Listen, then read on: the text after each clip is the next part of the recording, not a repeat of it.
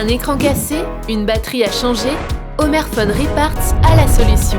À Saint-Dizier et Bar-le-Duc, l'équipe vous accueille pour vos réparations et vos achats d'accessoires. Toujours en moins d'1 heure et garantie 6 mois. Rendez-vous du mardi au samedi à Bar-le-Duc et Saint-Dizier. Les Français grognent face à un pass sanitaire de plus en plus contraignant. Des étoiles plein les yeux à l'Observatoire de Valcourt. Qu'est-ce que les hydrolats? Nous partirons à la découverte de cette eau florale et nous suivrons sa fabrication.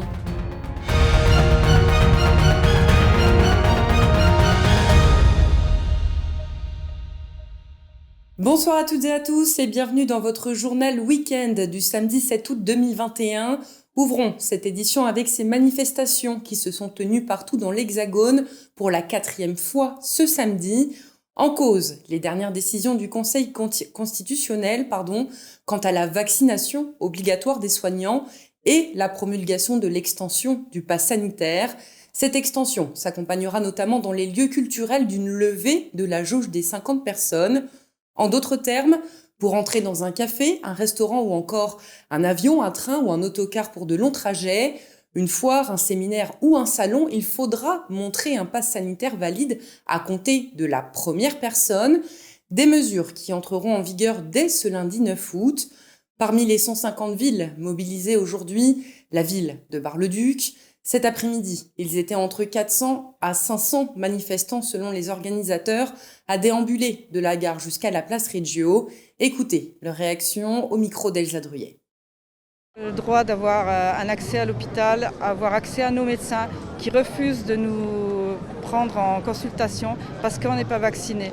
Ça m'est arrivé à l'hôpital de Brabois. Mon hématologue n'a pas voulu me prendre en janvier parce que je n'étais pas vaccinée. Donc je suis vaccinée par obligation pour voir ma cancérologue. Ceux qui se sentent rassurés de faire le vaccin, faites le vaccin, c'est pas mon problème. Chacun libre. On n'était pas un danger à la première vague sans moyens pour les autres. Maintenant, on est dépestiférés un peu. On a su nous trouver dans les hôpitaux quand il y a eu le Covid, maintenant on nous jette dehors. Moi, comme je vous ai dit tout à l'heure, ayant une perte d'immunité, parce que j'ai une maladie auto-immune, je ne comprends pas pourquoi on m'oblige à me vacciner, qui me fait perdre encore plus mon immunité, pour avoir le droit d'aller consulter un médecin spécialiste. Il ne faut pas oublier que l'Union européenne a interdit l'obligation vaccinale. Donc Macron, étant quelqu'un de très intelligent malgré tout, contourne la loi en obligeant une grande partie des gens qui sont vaccinés, une grande partie des gens à se faire vacciner. L'objectif de la manifestation, c'est déjà de mettre la pression sur les gouvernements, d'appeler déjà aussi au boycott de tous les établissements qui vont nous demander ce pass sanitaire, de faire des actions aussi comme les tables pliantes, c'est-à-dire s'installer dans une terrasse en dépliant sa propre table. C'est des actions qui vont être mises en place par la suite. C'est vraiment de dire ensemble, collectivement, symboliquement, que nous sommes tout à fait contre ce pass sanitaire. Vaccinés ou non, c'est très important. Un peu de rêverie à présent à l'occasion de la 30e édition de la Nuit des Étoiles, un événement créé en 1980 par l'Association française d'astronomie afin de faire découvrir la beauté du ciel. Depuis hier soir et jusque demain, les amateurs et les professionnels de l'étude des astres ont les yeux levés vers la voûte céleste afin d'admirer les plus célèbres constellations. Le spectacle commence chaque soir dès le coucher du soleil à 21h30 et est optimal à 23h à la nuit noire. L'absence de lune ce week-end et la douceur des températures estivales est idéale. À Valcourt, l'Observatoire astronomique a accueilli hier soir petits et grands pour de courtes conférences et des séances d'observation en plein air. Alison Godefroy a participé à la première soirée pour vous en mettre plein les yeux. Regardez. Depuis 1991, les Nuits des Étoiles sont animées par des équipes d'astronomes bénévoles ou de personnes passionnées. Hier soir, l'Observatoire de Valcourt a ouvert ses portes pour faire découvrir tout au long de la nuit les mystères de l'espace.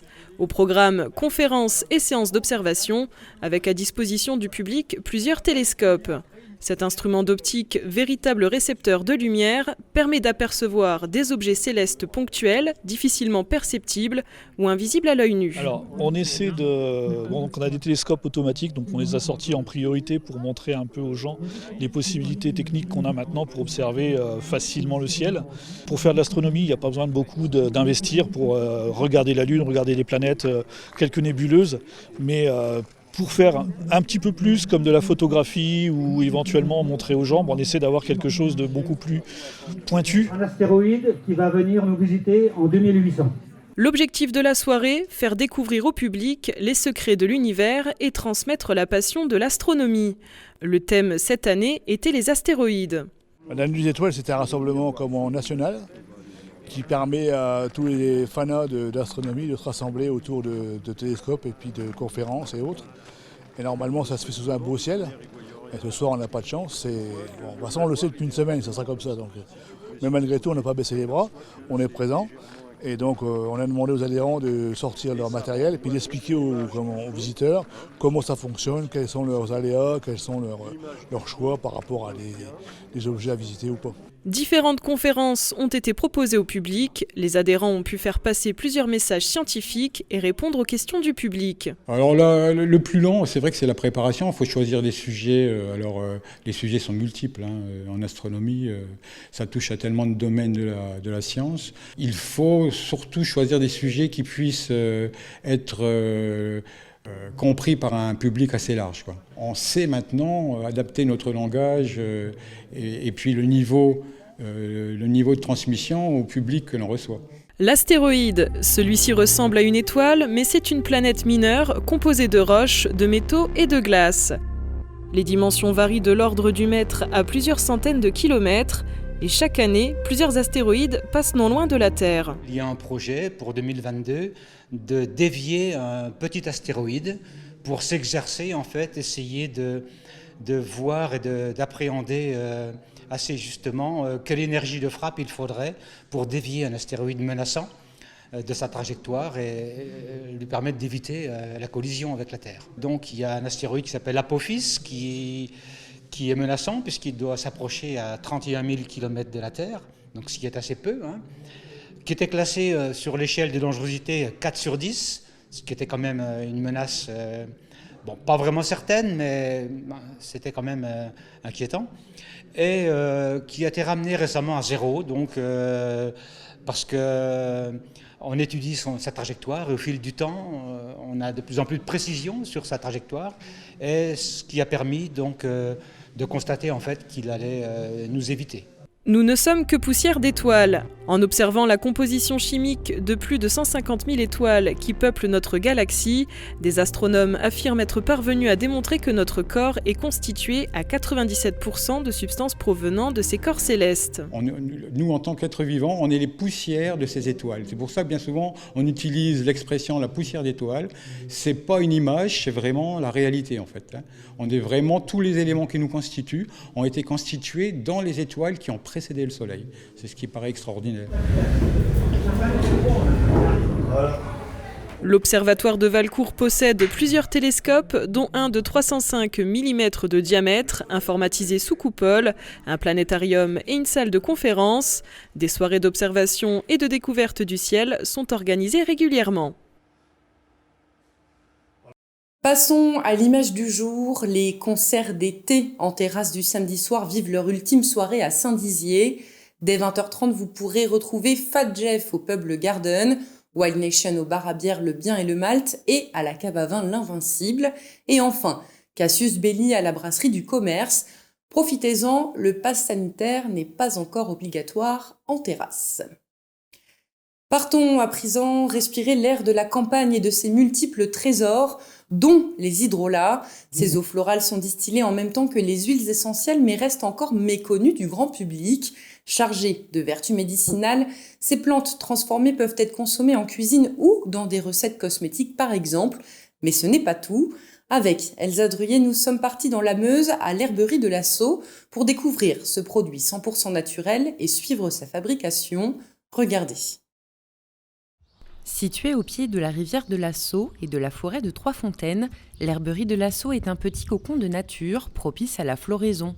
Un écosystème exploité depuis 2018 par Nicolas Blin pour la production et la distillation de plantes aromatiques et médicinales. Ancien préparateur en pharmacie hospitalière, Nicolas a troqué sa blouse blanche pour son chapeau de paysan avec un abyssal besoin de retour à la nature. Après notre récolte, on lance la distillation et en fait il y a une espèce d'alchimie, il y a une magie qui s'opère. En fait on va, grâce à la vapeur, vraiment extraire les bienfaits des plantes et on arrive à les piéger entre guillemets dans l'huile essentielle et les hydrolats. Et là, on a vraiment toute la puissance de la plante qui se retrouve dans nos petits flacons. Et donc, des parfums, des goûts, on peut vraiment jouer. Il y a plein de choses à faire avec tous ces produits-là. Outre les familières huiles essentielles, sel et tisanes de fleurs séchées, un méconnu se glisse sur les étagères de la ferme. L'hydrolat, une eau florale chargée de propriétés. Parmi la trentaine de plantes en culture dans son jardin, Nicolas s'occupe aujourd'hui de récolter la menthe bergamote, à la fossile pour une coupe franche, nette et bien sûr traditionnelle. Elle est en début de floraison, donc c'est le bon moment pour la récolter. Je vais la récolter pour la distillation. Et on peut aussi remarquer sur les feuilles une petite brillance. C'est les petits poils sur les plantes qui contiennent les essences. Avec sa note citronnée, la menthe bergamote peut être consommée en usage alimentaire pour parfumer des desserts, des eaux de boisson ou encore des plats. Mais au-delà de ça, cette plante détient des vertus intéressantes pour faciliter la digestion, calmer les spasmes et réguler le système nerveux. Pour en extraire ses propriétés, direction l'alambic, l'appareil de transformation. Avec la soixantaine de kilos amassés, le cultivateur peut espérer produire 60 litres de distillat. Le chargement de l'alambic doit être méticuleux. On a besoin que la vapeur vraiment traverse l'ensemble de la plante. Donc je tasse bien sur les côtés. Voilà, je rentre dedans. L'idée, c'est qu'il n'y ait pas de vapeur qui fuite par le couvercle, sinon on va perdre toutes les essences.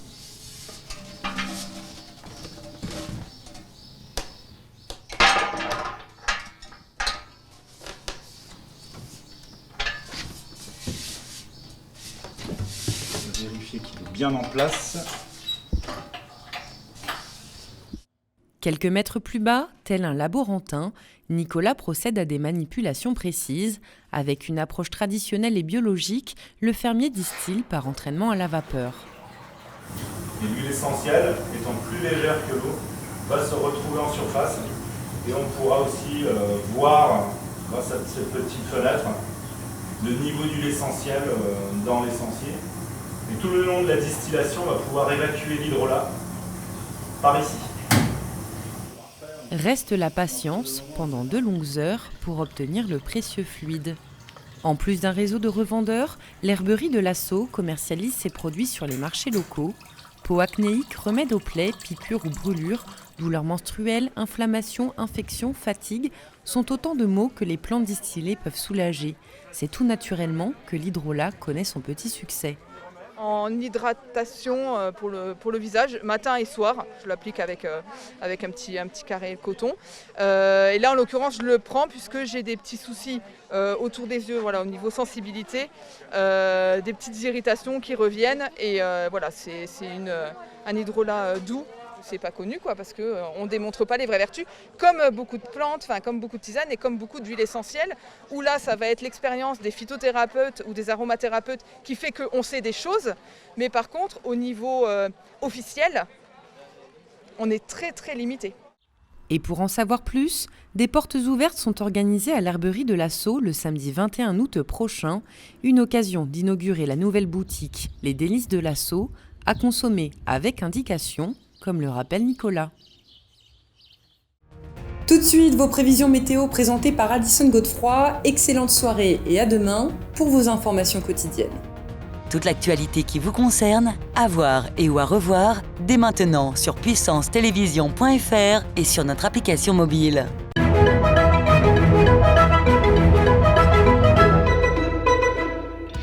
Bonsoir à tous. Pour demain matin, on annonce de la grisaille et de la pluie à Chaumont. Pour l'après-midi, on attend un épisode orageux.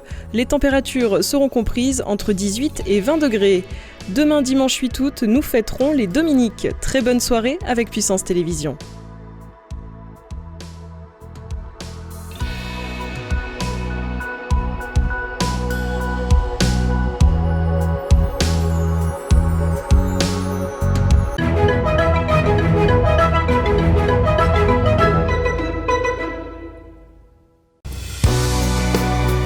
Évadez-vous cet été en regardant la météo des plages sur Puissance Télévisions avec le lac du Der. Le lac du Der, la mer en Champagne. Évadez-vous cet été en regardant la météo des plages sur Puissance Télévisions avec le lac du Der. Le lac du Der, la mer en Champagne.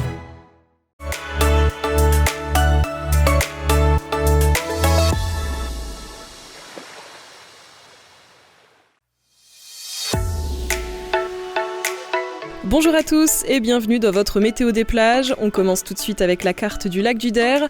On annonce des orages sur les plages de la Cornée du Der, à Larzicourt, à Nuisement et aux sources du lac. Les maximales atteindront 19 degrés sur les plages. La température de l'eau, quant à elle, sera à 12 degrés. L'indice UV sera de 5. Pour les plages de Giffaumont et Champaubert, on annonce également des orages avec un vent qui ne dépassera pas les 12 km/h.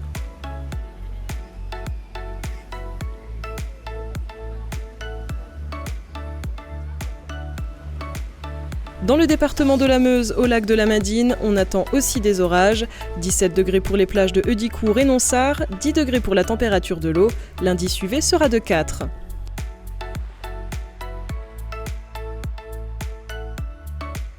Dans l'Aube, au lac d'Orient, quelques orages pour les plages de Géraudot, de Ménil-Saint-Père et de Lusigny. Il fera 20 degrés et les maximales pour la température de l'eau atteindront 13 degrés.